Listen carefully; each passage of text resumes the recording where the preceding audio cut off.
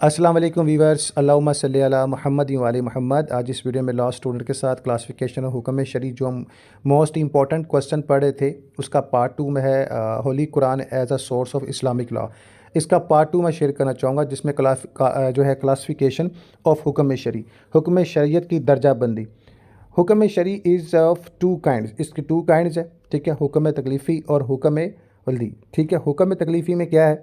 हुक्म तकलीफ़ी जो है ऐसे का अमल है जो इबला इंसान पर मुश्तमिल है। इसकी डिटेल को मैं शेयर करने जाऊँगा। हुक्म तकलीफ़ी the communication which demands for man to do or not to do. अब वो इबला जो इंसान से किसी काम को करने या ना करने का मुतालबा करता है, हुक्म में क्या है? वो तकलीफ़ी है। या किसी ऐसे अमल को दो या ज़्यादा तरीक़ों के दरमियान अख्तियार देना है या 5 दर्जा बंदी का बायस बनता है, जिसे हुक्म अल खमसा भी कहते हैं। नेक्स्ट पॉइंट ऑफ व्यू में इजाब, it is the type of हुक्म डिक्लेयरिंग एन एक्ट ऑब्लिगेटेड, यानी यहाँ बात करी जा रही है कि ये इस किस्म का हुक्म है जिसमें किसी अमल को वाजिब करार दिया जाता है, जैसा कि मुतालबे का इज़हार पर पाबंद शरीयत में किया गया हो। इसका शरई असर वाजिब, यानी कि औरतों का पर्दा करना, फिर ऐसे अहकामों का पर्दा करना जो किसी दूसरे के लिए देखना सुनना जिसको अल्लाह पसंद नहीं करता और वो बेहयाई तक भी ले जाए, या दीगर मामलात ऐसी चीज़ें ना। अब वो पॉइंट ऑफ व्यू हम नोट ही कर गए। अब नदाब की बात की जाए इसमें पॉइंट ऑफ व्यू में द डिमांड इज़ नॉन जो है वो binding but it is said to be recommended, यानी मुतालबा गैर पाबंद है लेकिन कहा जाता है कि सिफारिश की जाएगी। इसका कानूनी असर मंदूब, इसका मतलब ये है कि अल्लाह ताला बाज़ कामों में कमी या छूट की सिफारिश करता है, हालांकि ऐसा करना वाजिब नहीं। देखें, आपने नमाज लेट पढ़ी, ठीक है, बाद में पढ़ी, हज नहीं किया, ज़ुकात जो भी मैटर है, जो हकूक़ अल्लाह हैं, उसमें अगर आप लोग अकीदा तौहीद पर कायम में शिरक नहीं ना किया, आप लोगों ने कुछ कमियाँ पेशी नहीं की, तो अल्लाह उसमें माफ़ी दे सकता है। लेकिन हकूक़ुल इंसान में याद रखिएगा बड़ी सख्ती सारे मामलात उन्हें, शिरक की माफ़ी नहीं है, ठीक है, गुस्ताखी नबी की माफ़ी नहीं है, बाकी इन चीज़ों पर अल्लाह ताला जो है शफ़क़त का हाथ रख सकते हैं। तहरीम की बात करें जो उसमें ये एक ऐसा जो है it is declaring and forbidding act, it is legal effect is that the act और अमीशन, यानी कि ये एक फ़ाल को हराम का दे रहा है, यानी जो हम लोग मामले को समझते हैं कि रिश्वत देना लेना, इसका शरई असर ये है कि फ़ाल या कोताही या हराम हो जाती है। ये मुमकिन सबूत से पैदा होता है, यानी एक ऐसा अमल जिसके ऊपर आप सारे मामलों को सरंजाम दें, जिसमें हुकूक निसा पर भी कुछ चीज़ें हैं, आपकी प्रैक्टिकल लाइफ पर भी कुछ चीज़ें हैं, जिसको आप अल कुरान तर्जुमे के साथ पढ़ेंगे, then you got all point. अब यहाँ पर देखें, कहना की बात की गई है, it is a declaring an act disapproved, its effect is that act become Makru.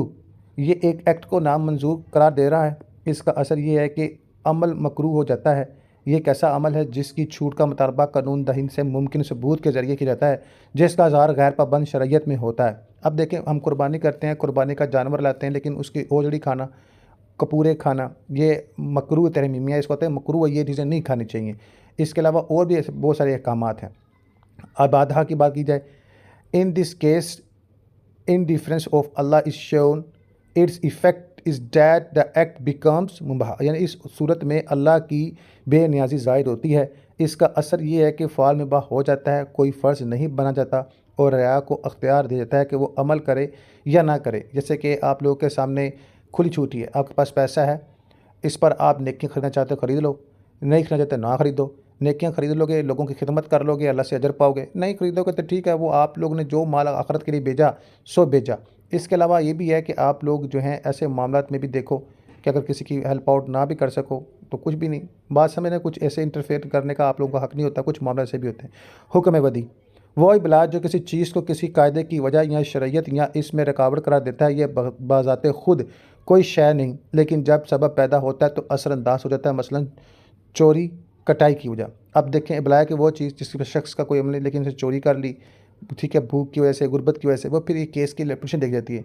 मौला अली का ये भी कौल है कि अगर गुर्बत के मारे कोई गरीब रोटी चोरी करता है तो उस बंदे के नहीं हाथ काटो, हाकम के हाथ काट दो। इसमें इफेक्ट बहुत सारी चीज़ें। मेथड ऑफ ड्राइविंग हुक्म शरई हासिल करने का तरीक़ाकार, जो भी इसके ड्राइविंग है। Following are the method of deriving हुक्म शरिया। अब यहाँ हुक्म शरिया के अखज़ करने के तरीक़े दर्जा झेल हैं। पॉइंट नंबर 1, हुक्म शरिया is not only that is the establishment law fundamental versus but also what is a driving from the Quran and सुन्ना। हुक्म शरी ना सिर्फ वो है जो कायम शुदा कानून यानी बुनियादी आयात है, बल्कि वो भी है जो कुरान व सुन्नत से माख़ज़ है। इसमें देखें, इज्तिहाद, क़यास, इजमा, औले हमारी, ठीक है, इसके वाले से मैं शेयर करूँगा। अब यहाँ पर देखें क्या अल्लाह ताला फरमाता है कुरान करीम में, ए ईमान वालो obey Allah and obey the messenger and the उल अमर अमंग यू। ए ईमान वालो अतात करो अल्लाह इसके रसूल की और अपनों में से उमरों की भी।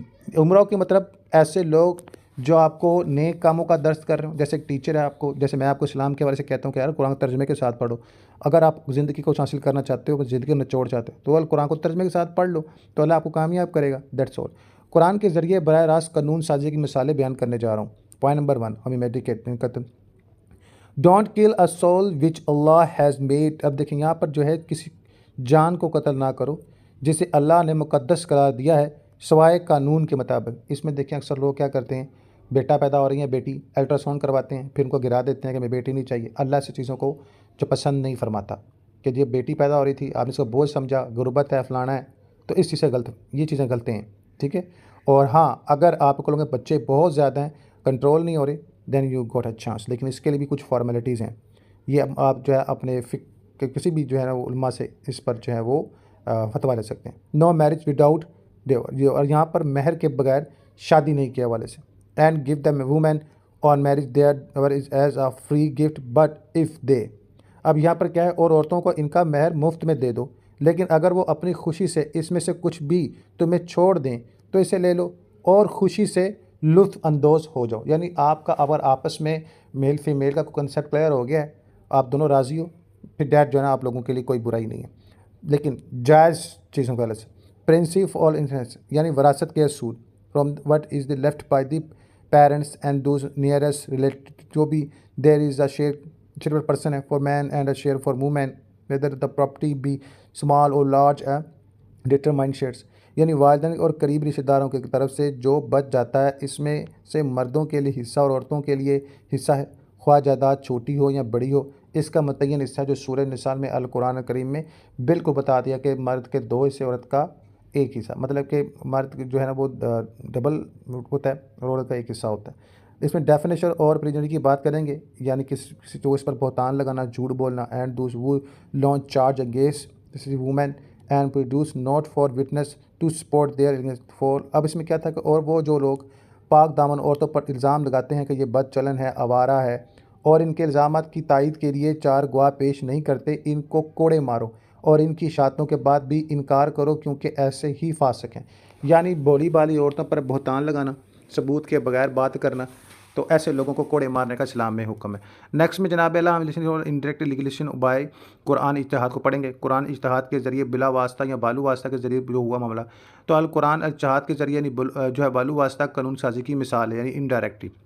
फैमिली लॉ क्यास इजमा, आइली कानून क्यास इजमा, ठीक है। इसमें since the Quran marriage with mothers and daughters then grandmother and grandfathers by the same token fall with then the prohibited degrees. यानी चूँकि कुरान अल करीम ने माओ और बेटियों के साथ शादी की ममानत की है, तो दादी और दादा भी इस तरह की ममोने दर्जात में आते हैं, यानी कोई दादा भी अपनी पोती पातियों से शादी नहीं कर सकता।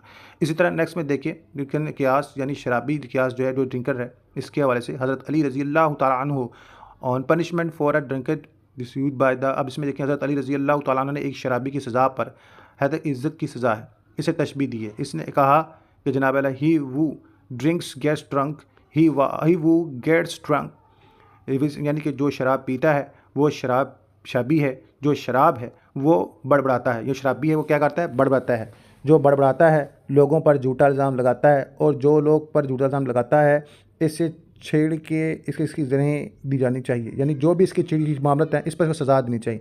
लिहाजा जो पीता है इसे छड़ी के 80 ज़रबें दी जाएँ। अब छड़ी की यानी कि 80 सोटियाँ, यानी जड़ा अपना शराब पिए बड़का मारे, लोगों ने इल्ज़ाम लाए, जो झूठ बकवास करे थे, हमने क्या गुनाह है, ठीक है, शराब पीना ही ममनू है, तो फिर क्यों पी रहे हैं, इस्लाम से हराम है, तो उन्होंने मारो 80 सोटियाँ मारो। ये किसने कहा, मौला अली अलैहिस्सलाम ने। अब नेक्स्ट में देखें इसमें सर्कमेंट्रीज ऑफ दी, हम view that Quran has no legal penalty की बारे बात करेंगे, यानी मुश्रिकीन के नज़रिया पर तनकीद के कुरान में कोई कानूनी इम्कान नहीं है। कुरान इज़ नो स्टिक्स, यानी कुरान जामद नहीं है। It is the dynamic force, it is the misleading to say that the Quran is no legal, यानी ये एक मुतरक क़ुव्वत है। ये कहना गुमराह कुन बात है कि कुरान में कोई कानूनी सलाहियत नहीं है। ये तस्वर मगरबी दुनिया के मुतासब जहनों का नतीजा है। देखा, वो कुरान को भी जुटलाते हैं, अकीदा आखिरत को जुटलाते हैं, फरिश्तों पर ईमान, इन चीज़ों पर जुटलाते हैं, इसलिए उनका ये मामला इस तरह का है।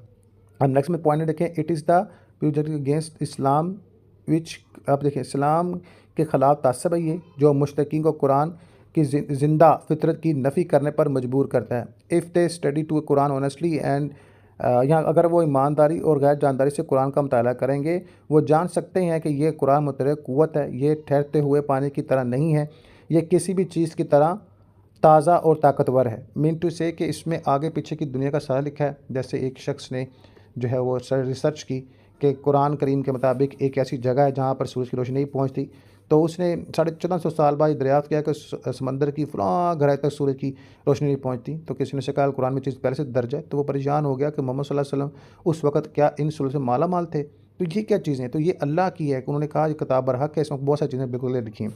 Quran has the quality of applicable, यानी इसमें कुरान में क़यास, इजमा और इज्तिहाद के अकायद के ज़रिए मौक़िफ़ का मेयार मौजूद है। कुरानिक जो प्रिंसिपल्स हैं एंड कमांड्स हैं are no regard the limited, कुरान के असूल अहकामात सख्त और महदूद नहीं है, मुख्तलिफ तशरीआत और तलाक़ का इम्कान है।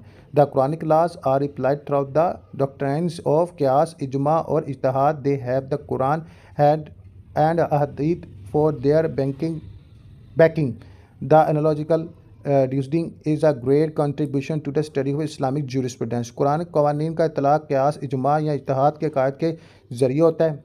इनकी पुष्पनाही के लिए कुरान व हदीस मौजूद है।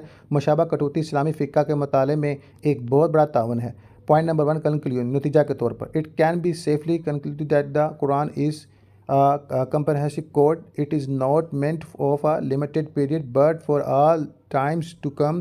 The legal principle and dictate of the Quran have the inherent capacity for development. They are not regarded, यानी कि इसमें बताया गया कि कुरान में महसूस तरीके से नतीजा अखज़ किया जा सकता है कि कुरान एक जामिया ज़ाबत है। ये महदूद मुद्दत के लिए नहीं बल्कि आने वाले तमाम वक्तों के लिए है। कुरान के कानूनी असूल और अहकाम तरक्की की फितरत सलाहियत रखती है और वो सख्त नहीं है। There can be no change in the substance but it has the elasticity in its, जब यहाँ पर देखिए कि बताता है कि मादी में कोई भी चीज़ तब्दील नहीं हो सकती, लेकिन इसकी तबदीली और तलाक़ की तोसी में लचक है। तशरीह का काम कानून देने वाले की नीयत को दरियाफ़्त करना है, लिहाजा कुरान मजीद कुरान का बेहतरीन माखज़ है। अब यहाँ पर क्या चीज़ है कि कुरान मजीद को माखज़ कहा गया कि बेहतरीन माखज़ का सोर्स ऑफ लॉ है, ठीक है, कानूनी लॉ है। तो कुरान के हवाले से जो तशरीह है वो आप कर सकते हैं, क्योंकि कुरान सिंबॉलिक आइटम है और ये समझाता है, इसकी समझ को समझना है। मज़ीद इंशाल्लाह मज़ीद अपडेट शेयर की जाएंगे, तो चैनल को सब्सक्राइब बेल आइकन पर लाज़म कीजिए।